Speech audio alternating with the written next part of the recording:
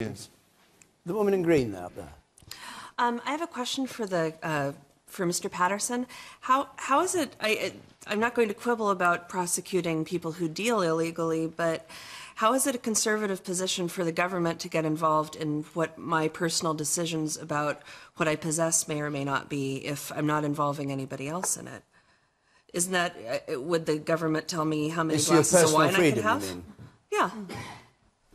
But these are dangerous drugs which can kill people. But alcohol is dangerous. It is as simple as that. Alcohol kills people. Picking up Caroline's point, did you catch what she said? Alcohol's dangerous, she said.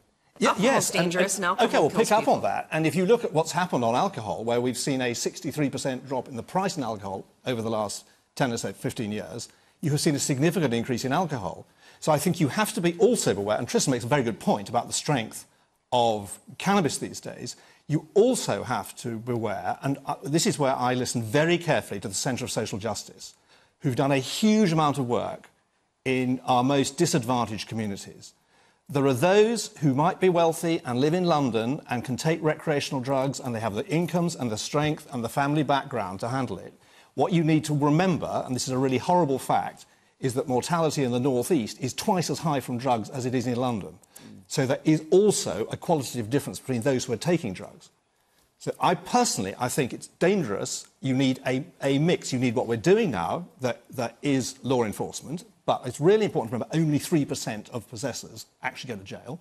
You then need crime prevention, which is the National Crime Agency, and pick up Tristan's point. We've got 200,000 people on rehab, and it's a mix. And if you look, I think, at what these other countries have done, we all need to read this report. It's a bit hard coming here this evening, not having read the whole thing, but having seen extracts from it, it looks to me, actually, as if all countries are doing a mix. So Portugal isn't just decriminalisation. Why? They were miles behind us. They've brought in rehab schemes and education, and it's a mixture.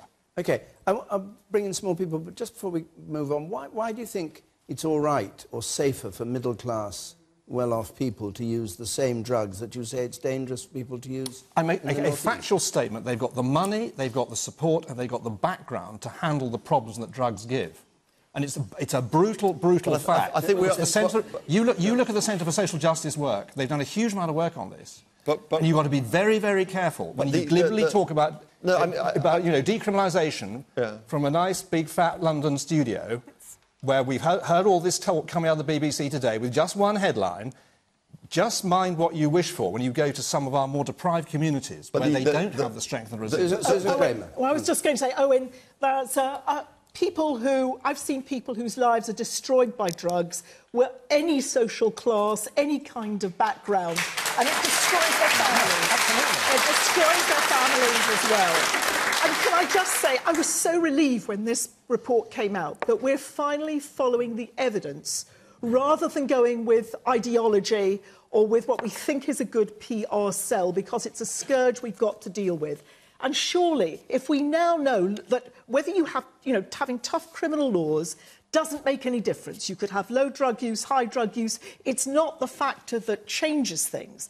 Surely we could focus our policing resources on going after the Mr. Bigs, the drug traffickers, and then where we have an individual user, making sure there is treatment available, making sure that people who maybe are not yet addicted but just using actually get to learn about the harm that will happen to them if they follow down that course.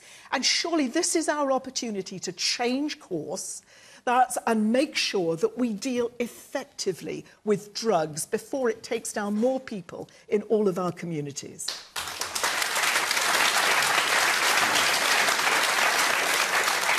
Just remind us of the Liberal Democrat stance on this. Is it to decriminalise cannabis? It's actually very much in line with this report. We have no time for, the big drug traffickers. You can put them in prison, and as far as I'm concerned, pretty much throw away the key.